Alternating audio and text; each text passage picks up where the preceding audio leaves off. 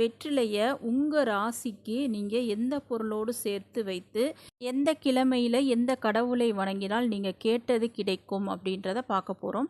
முதல்ல நம்ம மேச ராசியில் பிறந்தவர்கள் இந்த வெற்றிலையில மாம்பழத்தை வைத்து நீங்க செவ்வாய்க்கிழமை முருகப்பெருமானை வழிபட்டால் உங்களுக்கு அந்த அனைத்து விதமான பலன்களும் கிடைக்கும். துன்பங்கள் அனைத்தும் நீங்கும். சிக்கலான அந்த கடன் பிரச்சனை, பண பிரச்சனையில் இருப்பவர்கள் இந்த பரிகாரத்தை நீங்கள் தொடர்ந்து செய்யுங்க. அந்த கடன் பிரச்சனை, அனைத்து விதமான பண பிரச்சனைகளும் நீங்கும். அடுத்ததாக ரிஷப ராசியில் பிறந்தவர்கள் வெற்றிலையில் மிளகு வைத்து செவ்வாய்க்கிழமை ராகுவை வழிபட வேண்டும்.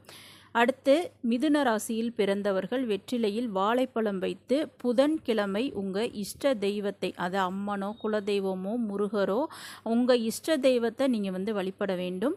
அதே போல் கடகராசியில் பிறந்தவர்கள் வெற்றிலையில் மாதுளம்பழம் வைத்து வெள்ளிக்கிழமை காளி தெய்வத்தை நீங்கள் வழிபட வேண்டும்.